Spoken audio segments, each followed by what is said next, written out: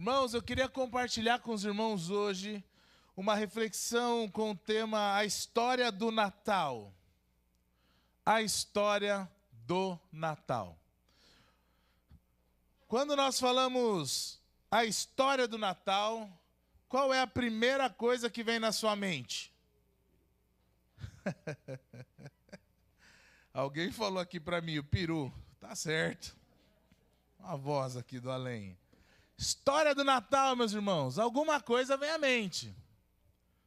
Talvez ainda esteja muito nítido na sua mente a história do último Natal, como foi, não sei. Talvez quando fala de história do Natal, as coisas que você mais lembra é as coisas da noite do nascimento.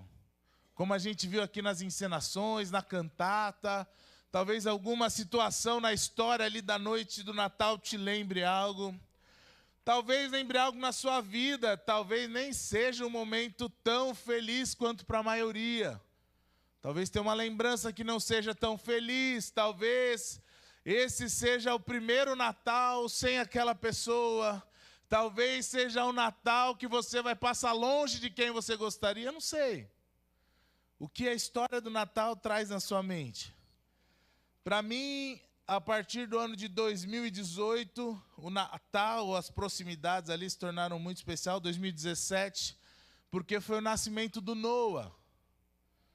O Noah nasceu no dia 27 de dezembro, o que torna muito especial, porque a gente já pega o dia 26 e já dá um presente só. Olha, filho, esse aqui é o de Natal atrasado e o de aniversário adiantado, né, filho? Ele tá me olhando com a cara ali de quem não concorda muito, não. E o Natal tem esse significado especial também na minha família. Mas, muitas vezes, meus irmãos, quando nós falamos da história do Natal, a gente fixa mais na noite de Natal, aqueles eventos, os magos, os pastores, Jesus na estrebaria. Isso é o que mais vem na nossa mente.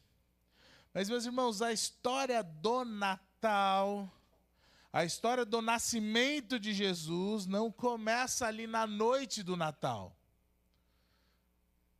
Por exemplo, na noite de Natal foi onde se cumpriu essa profecia aqui de Isaías. Tantos séculos antes que foi feita, se cumpriu naquela noite. Mas antes mesmo dessa profecia de Isaías, lá em Gênesis, logo depois da queda do ser humano, o Senhor já dá indícios do que seria a primeira profecia messiânica. Fala assim, olha, a mulher agora ela vai ter dor no parto, mas também vai ser o fruto da mulher, o descendente da mulher, que vai pisar a cabeça da serpente. Do que Deus estava falando? Que havia um descendente de mulher e ele ia pisar a cabeça da serpente. Já estava falando sobre Jesus. E eu queria que nós pensássemos e fixássemos um pouco mais essa ideia. Abra aí a sua Bíblia em 1 Pedro. Primeira carta de Pedro. Lá no finzinho da Bíblia.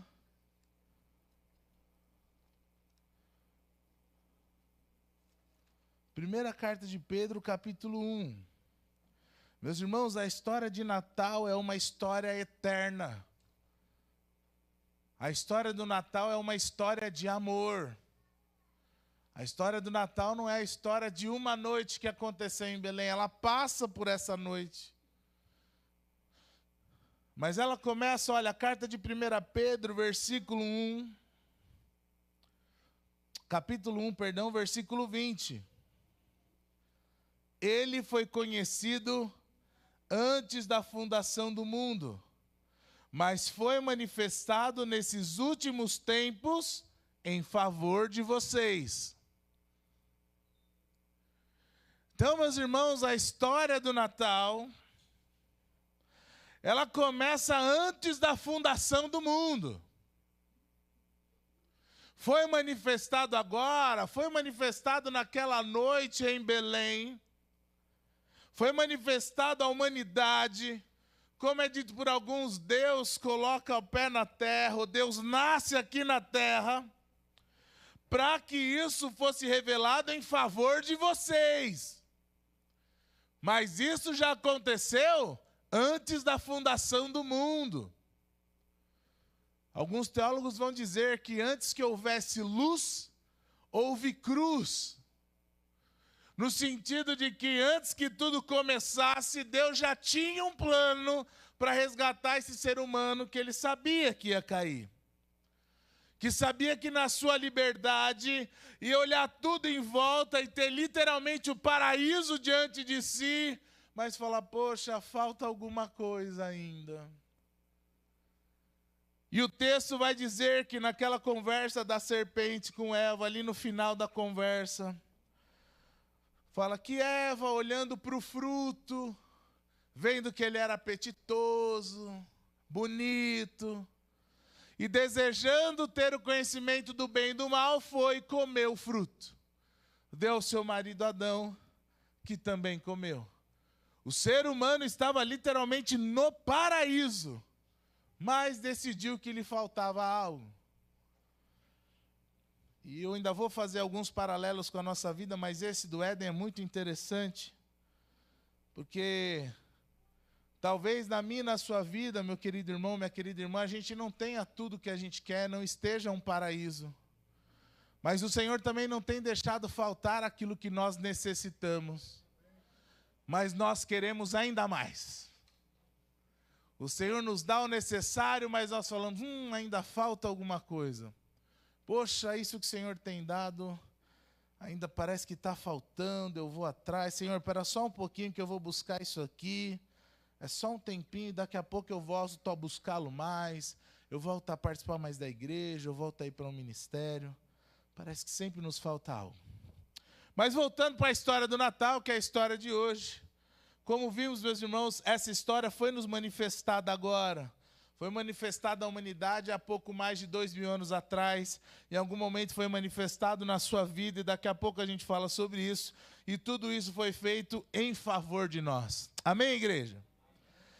E essa história de Natal que vem desde a eternidade, essa história que é de amor, ele passa por uma entrega muito grande. Volte um pouquinho aí as páginas da sua Bíblia para a carta de Paulo aos Filipenses. Carta de Paulo aos Filipenses.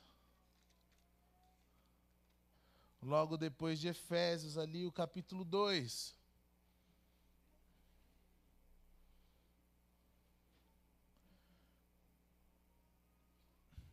Olha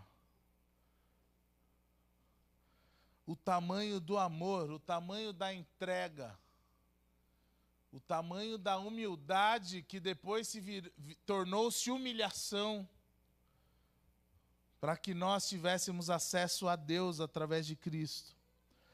Filipenses capítulo 2, versículo 5.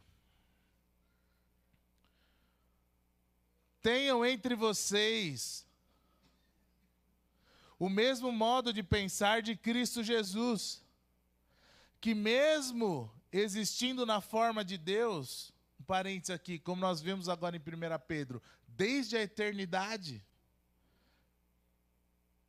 mesmo existindo na forma de Deus, não considerou ser igual a Deus algo que deveria ser retido a qualquer custo. Pelo contrário, ele se esvaziou, assumindo forma de servo, tornando-se semelhante aos seres humanos. E reconhecido em figura humana, ele se humilhou, tornando-se obediente até a morte e morte de cruz. Por isso também Deus o exaltou sobremaneira e lhe deu um nome que está acima de todo nome, para que ao nome de Jesus se dobre todo o joelho nos céus e na terra, debaixo da terra, e toda a língua confesse que Jesus Cristo é o Senhor, para a glória de Deus Pai. Aleluia! Foi o que nós cantamos aqui, meus irmãos, e essa entrega, essa humilhação, esse esvaziamento,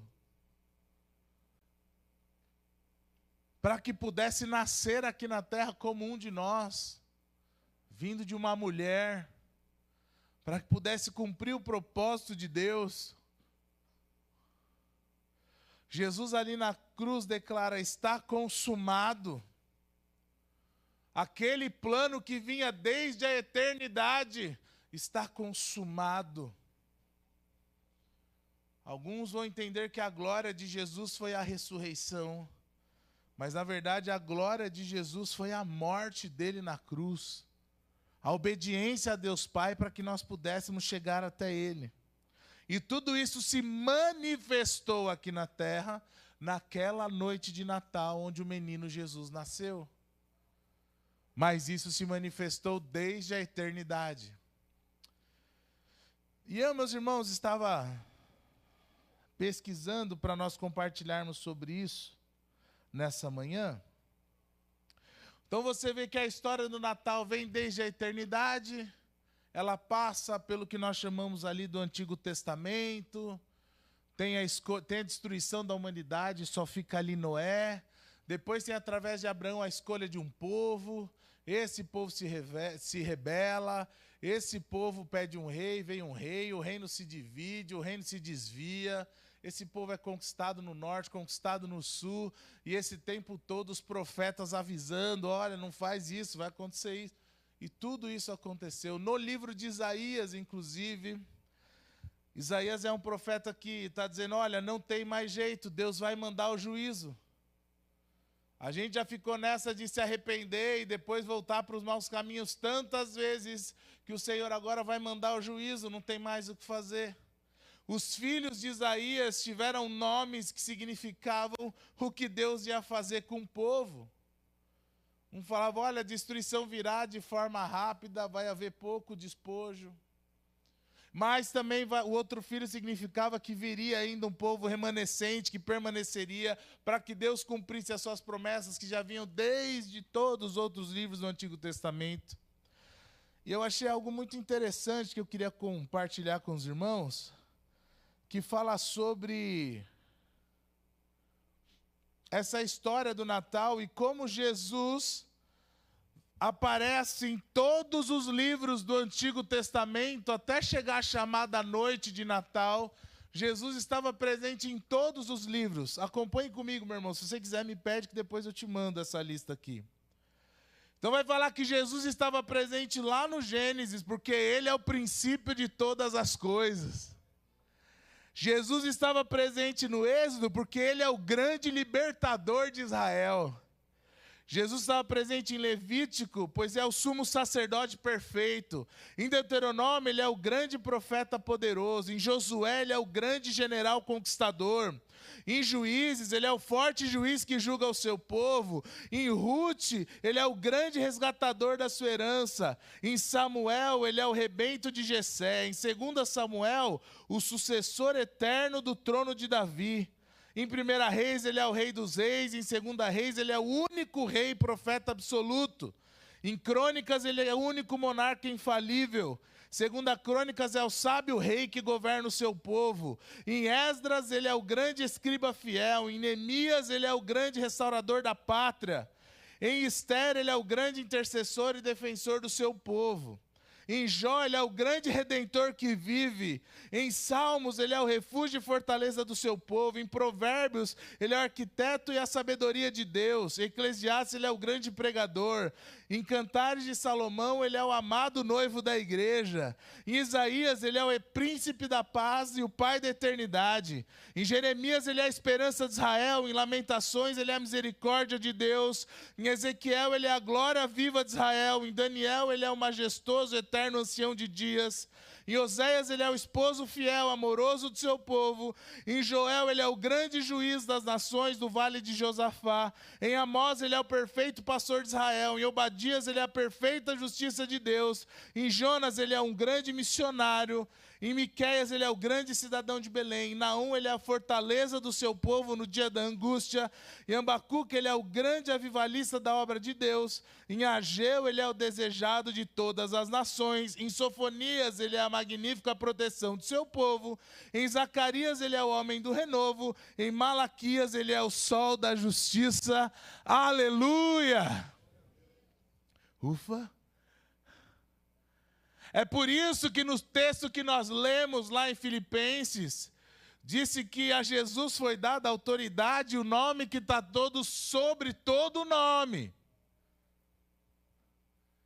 E aí você fala, poxa, pastor, interessante, eu não conseguiria ver dessa forma. Sim, talvez se nós lermos todo o Antigo Testamento, essas ideias não fiquem tão claras. Mas se olharmos com atenção para tudo que aconteceu, nós vamos ver a presença de Jesus antes da criação, na criação e durante todo o Antigo Testamento. Esse que o Antigo Testamento anunciou de várias formas e através de várias profecias e se fez presente em vários momentos, determinada noite, o versículo que nós lemos de Isaías, um menino vos nasceu. E esse menino representa tudo isso e muito mais, e toda a autoridade que existe está sujeita à autoridade de Jesus. Amém, igreja?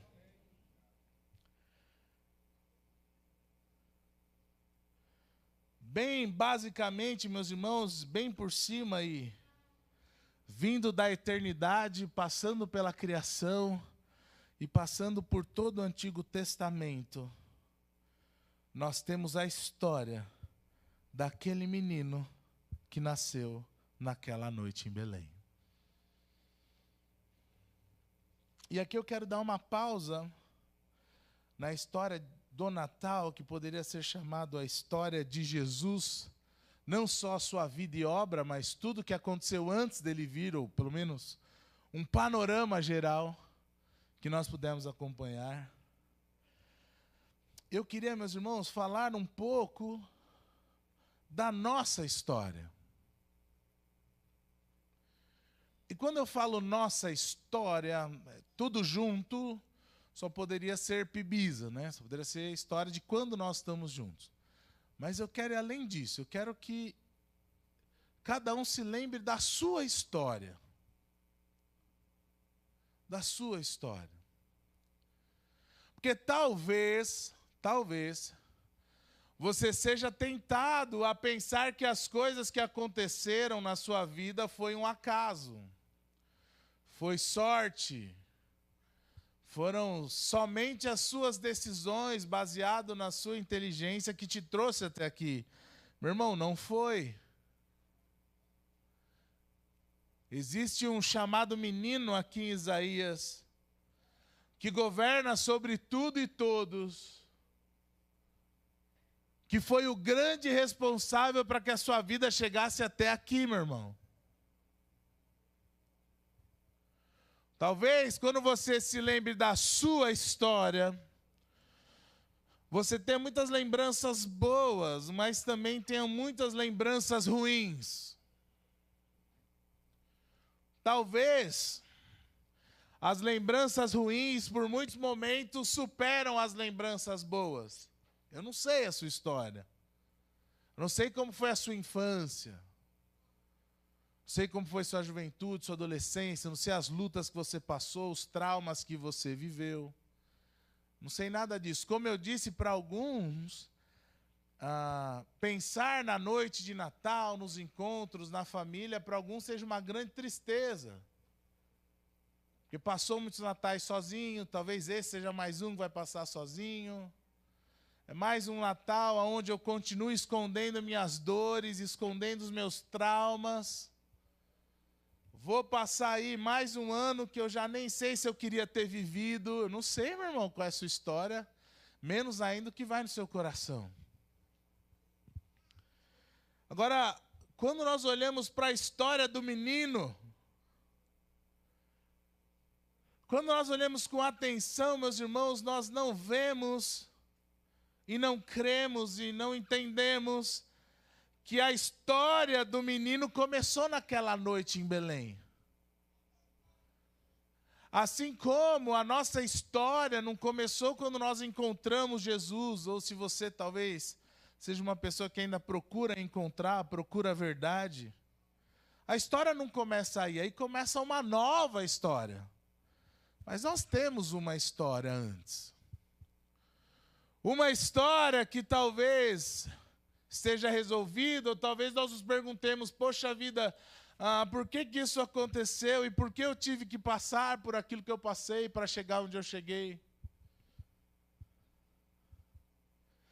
E assim como nós olhamos para o Antigo Testamento, meus irmãos, talvez nós precisamos olhar com um pouco mais de atenção para a nossa vida, para que possamos reconhecer que desde o começo e mesmo nos momentos mais difíceis, Jesus estava conosco. Você fala, pastor, mas olha, eu leio a história de Amós e eu não vejo Jesus ali. Mas olhando com mais atenção, orientado pelo Espírito Santo, a gente vê que ele é o perfeito pastor do seu povo. E você fala, pastor, talvez tenha horas da minha vida que eu não consigo enxergar Deus. Irmãos, eu tenho absoluta certeza de que o Senhor estava lá com você. Pastor, mas foi uma luta terrível. Eu demorei tempos para me recuperar. Eu firmemente creio, meus irmãos, que o Senhor estava com você. Aonde nós estaríamos, meus irmãos, se não fosse o Senhor? Para um dia nos encontrar, para um dia esse chamado menino aqui na profecia de Isaías nos encontrasse, nos salvasse, nos libertasse, nos curasse, transformasse a nossa vida. Então, como nós estamos falando da história do Natal, agora estamos falando da nossa história. Em algum momento, meus irmãos, essas histórias se cruzam. Eu creio que quando nós encontramos a Jesus, Ele já estava preparando esse encontro, meus irmãos, desde a eternidade. E aí nós temos esse encontro com Cristo, e aí ali nós temos um novo nascimento, uma nova vida, começamos essa nova caminhada. Alguns estão nela já há muitos anos, há muitas décadas, alguns há pouco tempo, alguns chegaram recentemente, mas agora a história do Natal que vem desde a eternidade, e a nossa história que é pequena, finita, se colocada em proporção, essas histórias se encontram. Veja que a história eterna de amor, a história eterna que vem se manifestar no Natal, ela vem desde a eternidade, de alguma forma se entrelaça com a nossa história no momento que você se encontrou com Jesus, ou está se encontrando, e agora ela passa a ter destinos eternos. Deus é eterno. Jesus é eterno, o menino é eterno. Nós não. Aliás, eu costumo sempre dizer para os jovens a diferença de algo eterno e de algo infinito. Eterno é algo que nunca foi criado e que nunca terá fim. Ele existe de eternidade a eternidade. O menino, ele é o alfa de todas as coisas, o início de todas as coisas, e ele é o ômega, ele é o fim de todas as coisas. E nós, por mais que estivéssemos no plano eterno de Deus, em algum momento nós passamos a existir. E falando do nosso espírito, não teremos mais fim. Então nós somos infinitos, começamos e não teremos fim. Jesus é eterno. É outra categoria. Agora, existe um momento que a história eterna do Natal se encontra com a nossa história infinita, na perspectiva do Espírito, né, irmão? Porque a carne também vai morrer. E aí nós nascemos do Espírito e isso vai nos lançar para a eternidade. Com Jesus para aqueles que creem, sem Jesus para aqueles que não creem. E a partir do momento que essas histórias se cruzaram, que desde a eternidade, nas histórias tanto de Jesus através das profecias e da nossa vida, porque o Senhor nos sustentou para que chegássemos até aqui, nós temos agora uma nova perspectiva de eternidade. Por que que nós temos essa perspectiva, essa fé e essa esperança de eternidade? Porque um menino nos nasceu. Um filho se nos deu, e todo o governo está sobre os seus ombros. Amém, meus irmãos? A história do Natal, meus irmãos, é porque o amor eterno. A história do Natal é porque uma entrega como a de Jesus, que nós lemos lá em Filipenses 2. Aconteceu para que aquele que tem todo o governo sobre os ombros nos trouxesse a paz, nos trouxesse a salvação, nos trouxesse uma nova vida. Pastor, o que isso representa? Eu entendi na história. E o que isso representa hoje?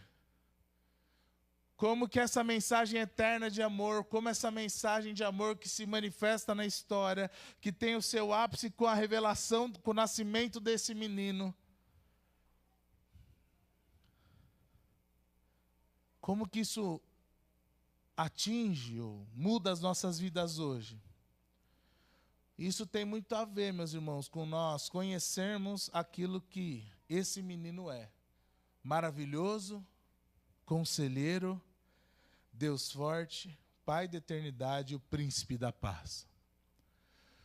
Se nós olharmos para o Evangelho de João, capítulo 7, versículo 37, Jesus vai dizer assim: aquele que tem sede, vem a mim e beba.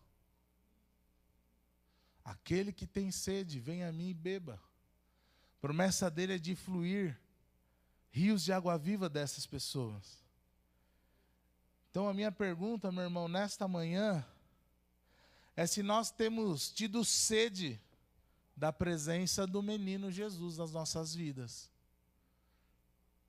Ou será que quando nós olhamos para um menino e falamos, poxa, ele nasceu, ele me salvou, agora eu posso viver minha vida aqui tranquilo, porque agora eu já estou salvo. Agora eu já sei que quando eu morrer eu vou para o céu com Jesus, então agora eu já posso viver minha vida tranquilo. Será que esse é o nosso relacionamento com Jesus? Será que quando Ele nos salva, Ele nos oferece só a vida eterna, ou nos oferece aqui uma vida abundante, uma vida plena e uma vida cheia da presença dEle? Porque nós sabemos quem é o menino, mas talvez nos falte, meus irmãos, nos maravilhar com aquele que é maravilhoso. Às vezes, escapa da nossa compreensão quem de fato é Jesus. Para nós vivermos a nossa vida sem considerar o quão maravilhoso Ele é. O quão poderoso Ele é. O poder de realizar maravilhas que Ele ainda tem. Tem uma canção de uma irmã chamada Nívia Soares, que ela fala exatamente isso. Ela fala: Santo Deus, eu fico maravilhado, porque o Senhor é muito mais do que eu posso expressar. Se você voltar um pouco os capítulos da sua Bíblia aí para o capítulo 6 de Isaías, você vai ver o relato do chamado de Isaías ali para o ministério profético. Ele tem uma visão onde ele está diante do Senhor, e ali tem os querubins, e ali tem fumaça, e ali ele está vendo a glória de Deus naquela visão. E em algum momento ele fica tão maravilhado com aquilo, que ele tem consciência de quem ele é. Ele fala assim: ai de mim, Senhor, ai de mim, eu não posso estar aqui porque eu sou pecador. Eu moro num povo de impuros lábios, eu sou pecador. No capítulo 6 de Isaías a gente pode ter esse vislumbre. O quanto que Isaías se percebe pecador diante da presença de Deus. O quanto ele se percebe maravilhado diante da presença de Deus. E maravilhar como é o Criador fez com que ele se reconhecesse como pecador. E talvez seja isso que está faltando nas nossas vidas, meus irmãos. Quantos de nós não dá o play ali no piloto automático e está vindo na igreja, às vezes está servindo na igreja, mas sem se maravilhar com quem é o menino? Não, Jesus é maravilhoso, mas vamos vivendo aí. Jesus vai dizer: o que você está precisando, venha e beba. E talvez, meu irmão, o que você está precisando para a sua vida não é relembrar a noite do Natal, mas sim se lembrar o quanto esse menino é maravilhoso e ficar maravilhado com ele. Amém, igreja? Alguns gostam de usar o maravilhoso conselheiro junto, eu vou separar aqui, já falei do maravilhoso, falar do conselheiro. Meus irmãos, talvez você esteja precisando de conselho, talvez você está precisando saber o que fazer, para que direção ir. Talvez você tenha a sensação que vai começar mais um ano e nesse último ano a sua vida não andou nada, não cresceu nada. Você não cresceu no conhecimento de Deus, não cresceu no conhecimento da sua palavra, você não conseguiu trazer ninguém através do seu testemunho para perto de Jesus. E agora, em 2023, não dá mais para dar desculpa da pandemia. Ela passou. Aí a desculpa voltou a ser o que era antes, que é o quê? A correria. Ah, pastor, é correria, tanta coisa para cá, para lá. São tantas lutas, são tantas dores, são tantas dificuldades. Pastor, eu não posso falar isso para ninguém, né? Porque tem muita gente olhando para mim, mas às vezes eu não sei o que fazer. Às vezes eu preciso de conselho. E a gente esquece que esse menino que nasceu, ele é o conselheiro. Meus irmãos, talvez a gente está procurando o conselho de todo mundo, menos do conselheiro. A gente está na internet, ouvindo o pastor, porque a nossa intenção é boa, a gente quer viver a palavra de Deus. Aí você começa a ouvir um pastor fala uma coisa, o outro fala outra. Um teólogo fala uma coisa, o outro fala outra. Às vezes a gente fica perdido até em questões de fé. Não é só questões da vida, não. Estamos vivendo alguns conflitos de fé, algumas dúvidas, mas é isso mesmo, não é? Preciso de um conselho, e o menino é o conselheiro, igreja. Está faltando a gente lembrar disso. Está faltando a gente chorar aos pés do Senhor. Está faltando a gente se manter fiel até que o conselho venha. O Senhor te trouxe até aqui, meu irmão, fica aqui, até que Ele te aconselhe a ir para outro lugar. Não vai por si mesmo não, que vai quebrar a cara. Não vai por si mesmo não, não age na carne, não age na pressa, não age em resposta à ansiedade, fica até ter o conselho do Senhor. Mas, meu irmão, a gente não está tendo tempo nem para buscar o conselho do Senhor. Quando a gente fala de Natal, a gente está falando desse menino que nasceu, que é o conselheiro. Nós estamos falando desse menino que nasceu, meus irmãos, que é o Deus forte. Irmãos do céu, nós que somos o povo de Deus, aquele nascido do Espírito, nós estamos duvidando do poder de Deus para as coisas. Eu creio mais ou menos. Eu creio, mas Nossa, essa é muito clássica entre os crentes, né? Não, eu creio que Deus dá provisão, mas se eu não trabalhar, tá certo, irmão, tem que trabalhar, mas quando você fala assim, parece que está confiando mais no trabalho do que em Deus. Ele é o Deus forte, meu irmão. Quantas causas que nós colocamos diante de Deus e desistimos. O fato dele ser o Deus forte não elimina o fato dele ser um Deus soberano. Que aí você fala, então se ele é o Deus forte, por que aquilo que eu pedi ele não fez? Quando Deus não faz algo, não é por falta de força, meu irmão. Não é por falta de poder. Ele é o Deus forte. Se ele não fez, ou porque não é o propósito dele, ou porque é não para a sua vida mesmo, e isso vai ser o melhor, ou porque ainda não é o tempo dele. E sabe por que a gente precisa buscar conselho? Porque a gente se perde muito nisso. A gente quer muito uma coisa, né? Aí a gente vai e pede para Deus. Aí se Deus fala, espera, a gente não sabe esperar, porque a gente quer para ontem, então vamos resolvendo aqui, depois o Senhor abençoa e está tudo certo. Às vezes o Senhor falou não, você sabe que é não, Mas fala, não, o Senhor falou, espera. É só eu aguentar. Não, irmão. Se Deus falou não, não. Se Deus falou espera, espera. Se Deus falou sim, sim. Agora, teve uma situação onde o homem foi interceder a Jesus lá por uma cura. E aí Jesus fala, olha, vai acontecer conforme a sua fé, ou tenha fé. Você crê. E aí o homem falou assim, Senhor, me ajuda na minha incredulidade. E muitas vezes, meus irmãos, essa tem que ser a nossa oração. Basta você identificar. Se alguém perguntar para você, você crê em Deus? Não, eu creio em Deus, enviou Jesus, me salvou, mas para essa situação aqui, não tem mais jeito. O que não tem mais jeito para Deus, meus irmãos?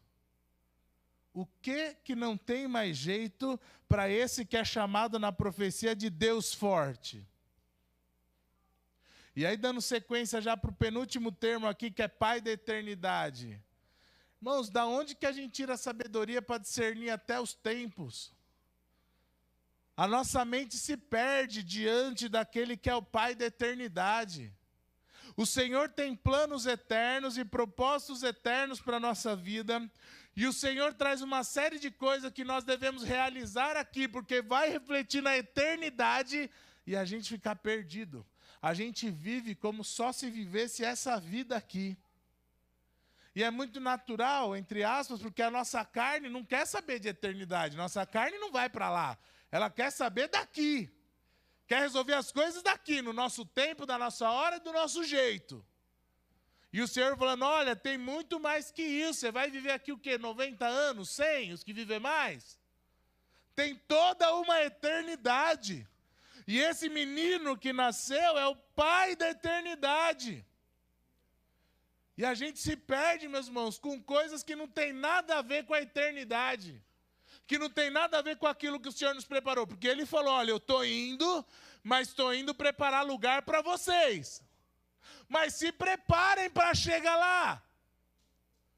Não fica só juntando tesouro aqui, coisa daqui, porque não vai para lá. Junta tesouro lá. Ele nos falou, Ele é o Pai da eternidade, Ele foi nos preparar moradas eternas e Ele nos avisa como ir para lá. E a gente está perdido, ano após ano, Natal após Natal, correndo atrás do dinheiro, correndo atrás da fama, correndo atrás da prosperidade, correndo atrás de ser feliz, mano. Nossa, esse é o maior de todos. Afinal, somos filhos de Deus e merecermos ser felizes, né? E nessa de correr atrás de ser feliz, você está naquela... Sabe aquela roda dos ratos, né? Que fica correndo. Quanto mais corre, mais cansa e não sai do lugar. Meu irmão, você precisa dar uma olhada aí, ver se sua vida não está dessa forma. Correndo, a gente está terminando mais um ano e você não saiu do lugar em nada.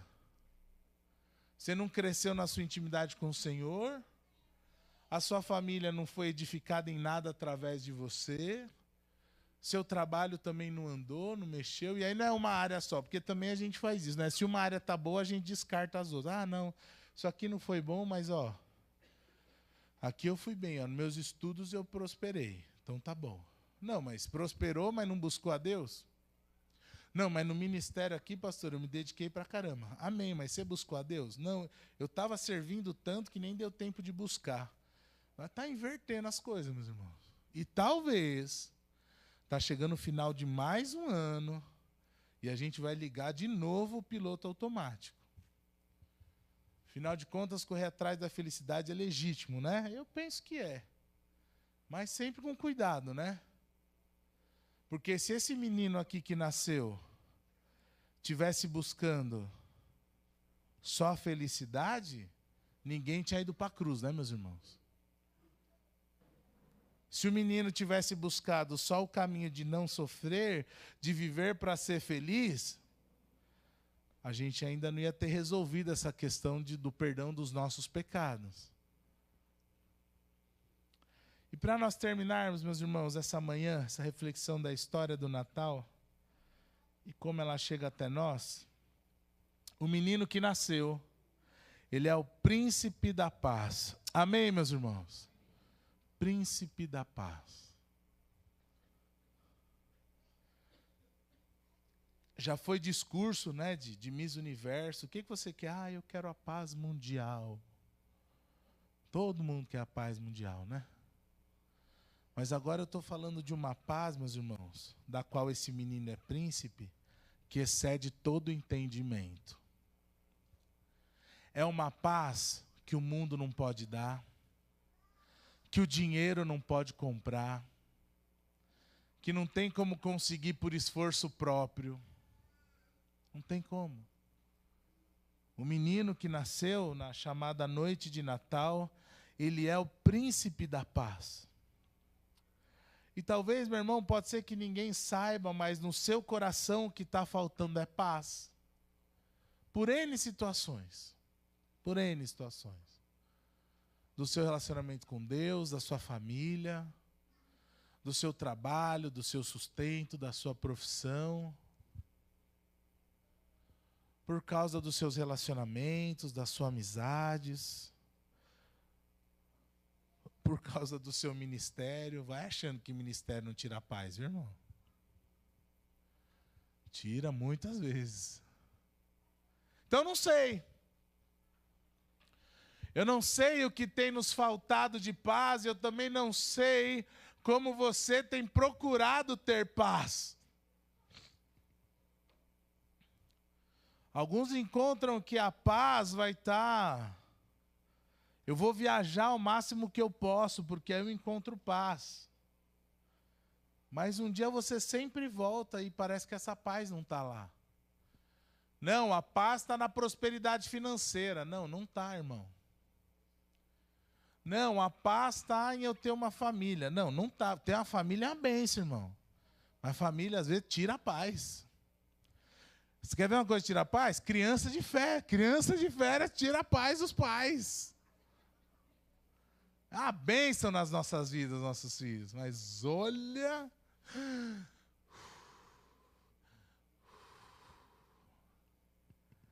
Então, meus irmãos, inúmeras situações, até aquelas que a gente constrói entendendo que vai nos dar paz, essa paz desaba assim na nossa vida, igual um castelo de cartas. Por quê? Porque nós esquecemos que o príncipe da paz é aquele menino que nasceu. E só ele pode nos dar a paz que excede todo entendimento, meus irmãos. Sabe o que é isso?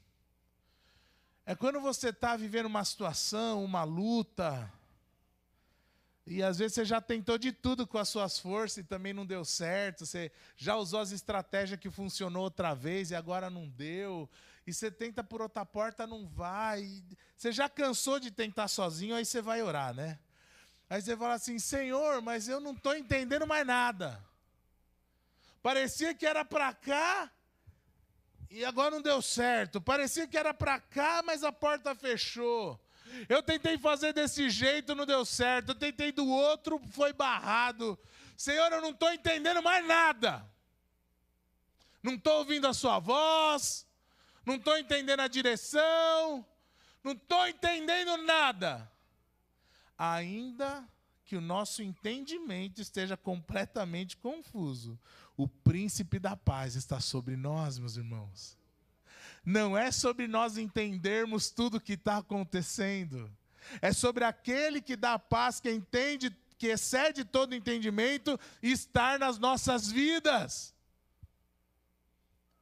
Não é, meus irmãos, entender tudo o que está acontecendo, mas é crer que Deus está cuidando do processo. Não é entender tudo nos mínimos detalhes para conseguir dar um passo. Talvez o Senhor está esperando você dar esse passo cheio de fé. Mas não é possível, meus irmãos, nós que temos livre acesso a Deus, conquistado por Cristo Jesus, falar, pastor, eu estou vivendo sem paz. Porque aquele que é o príncipe da paz, desde a eternidade, veio um dia, nasceu, e aí nós sabemos a sequência da história. Nasceu, cresceu, sofreu, morreu, ressuscitou, vai voltar, mas está cuidando de nós através do seu Espírito. Amém, meus irmãos? Então não pode, meus irmãos, nós chegarmos em mais um Natal, onde lembramos do nascimento de Jesus e falar: pastor, eu não estou conseguindo mais me maravilhar com os atos de Deus, eu não consigo mais ouvir os conselhos do Senhor, eu não acho que Deus tem poder para resolver meu problema, ou se tem poder, parece que não tem interesse. Eu não estou mais conseguindo discernir os tempos da minha vida. Eu não sei quando um ciclo começa, quando o outro termina. Aliás, eu começo um monte de coisa na minha vida e não termino nada. A gente não consegue olhar para Eclesiastes lá, eu não consigo entender onde é tempo disso, onde é tempo daquilo. E nós temos o Pai da eternidade querendo nos ensinar. E a gente está num desespero, que acaba culminando às vezes em falta de esperança, em falta de fé, em ansiedade, em medo do futuro, em prisões do passado, em depressão, sendo que aquele que é o príncipe da paz quer se relacionar conosco todos os dias. Amém, meus irmãos? A minha oração, meus irmãos, nesta manhã, é que para que o mesmo Espírito que inspirou Isaías a fazer essa profecia, o mesmo Espírito que conduz toda a história e fez com que viesse o nascimento, e a sequência, e o sofrimento, e a morte, a ressurreição. Jesus prometeu que enviaria o Espírito e depois nos enviou. Que esse mesmo Espírito que inspirou Isaías a dizer: olha, o maravilhoso conselheiro, Deus forte, o Pai da eternidade, está com vocês todos os dias. Amém, meus irmãos? E tem mais, hein? A mensagem do Natal é para nós. Então nós que nascemos em Cristo a recebemos. Agora, tem uma galera lá fora, alguns deles talvez a gente vai encontrar hoje à noite. Falei, pastor, nem queria. Está amarrado, irmão, não faz isso não. Você que tem que levar a mensagem para lá. É na nossa vida que as pessoas têm que ver a diferença. Falar, meu, tem alguma coisa diferente. Por quê? Não, porque é o príncipe da paz, é o Deus forte, é o Pai de eternidade, é o maravilhoso. Ele faz diferença nas nossas vidas. O que é triste às vezes, meus irmãos, é que essa mensagem não está fazendo diferença nem para nós.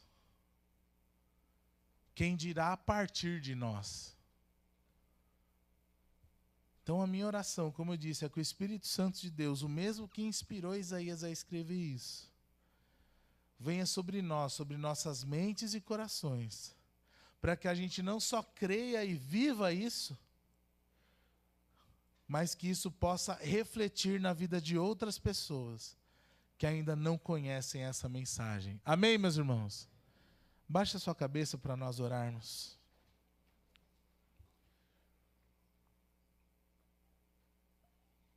E você pode, meu irmão, fazer a sua oração de Natal aí. Agradecer porque esse menino nasceu e por causa dele nós podemos ter esperança. E por causa do menino nós podemos nos maravilhar. Por causa do menino a gente tem o conselho do Senhor. Por causa dos meninos nós temos um Deus para o qual não há impossíveis.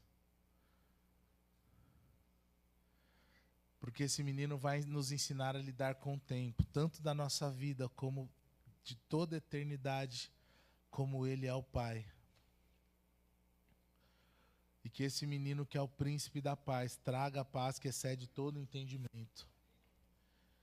Meu irmão, eu oro para que você viva tempos de paz. Não por causa do Espírito do Natal, mas por causa do Espírito Santo de Deus. Trazendo à sua memória quem é esse menino e o que ele representa para você. Irmão, creia de novo, irmão, relembre, irmão. Seja avivado, reavivado pelo Senhor.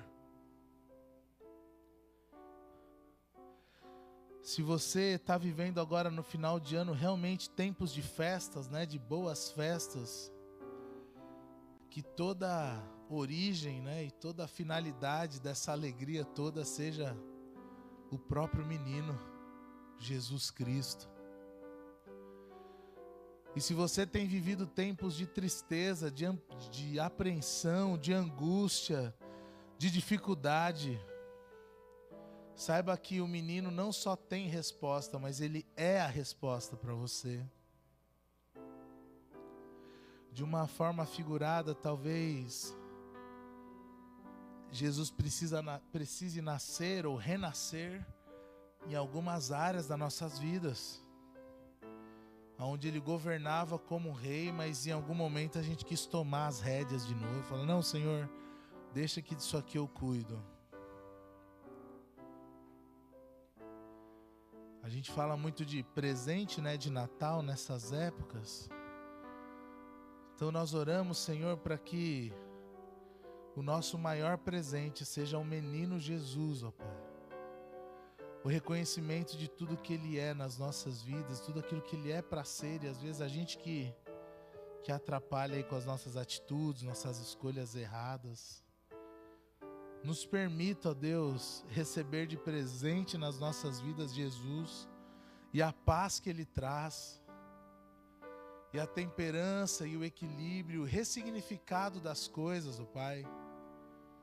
Muitas coisas nós gostaríamos que fosse diferente nesse Natal, mas pedimos a Deus que Jesus preencha todas as lacunas e todos os espaços, e talvez todo aquele abraço que vai nos fazer tanta falta, aquela presença, ó Deus, que tudo isso seja suprido por Jesus Cristo neste Natal, ó Pai,